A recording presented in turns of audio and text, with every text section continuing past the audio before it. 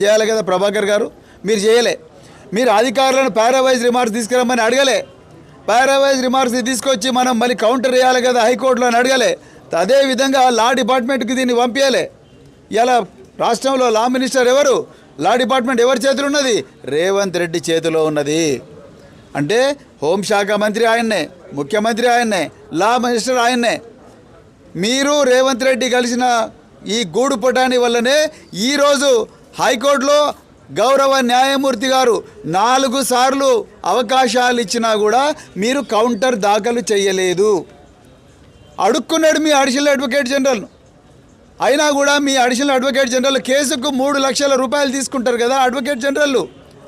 మరి కేసుకు 3 లక్షల రూపాయల ప్రజాధనాన్ని వినియోగించే అడ్వకేట్ జనరల్ కానీ, అడిషనల్ అడ్వకేట్ జనరల్ కానీ, ఈ కళ్యాణ లక్ష్మి 13 లక్షల మంది మహిళలకు న్యాయం చేసే కళ్యాణ లక్ష్మి ఏదైతే ప్రోగ్రాం ఉన్నదో దాంట్లో ప్రభుత్వం తరపున కౌంటర్ ఎందుకు దాఖలు చేయలేదు?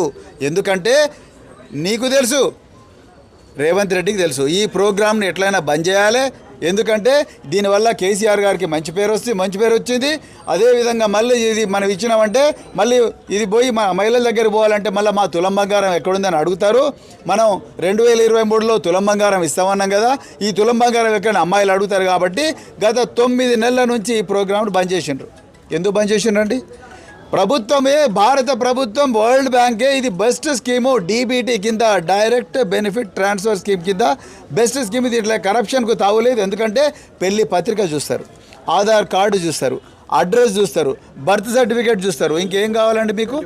పెళ్లి ఫోటోలు కూడా చూస్తారు.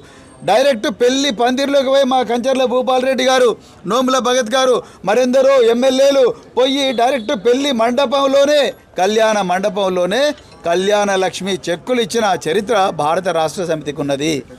ఇలా మీ పుణ్యమాని వాళ్ళు తల్లులైనరు, వాళ్ళు అమ్మమ్మలయ్యేదాకా మీరు వాళ్ళకి చెక్కులు ఇచ్చే పరిస్థితి లేదు.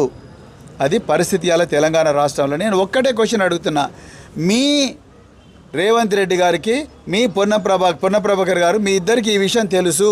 ఇది పిఐఎల్ పడ్డదన్న విషయం తెలుసు, ఈ అడ్వకేట్ జనరల్ అపియర్ అయ్యండి అన్న విషయం తెలుసు. కానీ మీరు ఇన్స్ట్రక్షన్స్ ఇవ్వలేదు కాబట్టి ఆయన కౌంటర్ దాఖలు చేయలేదు. మీ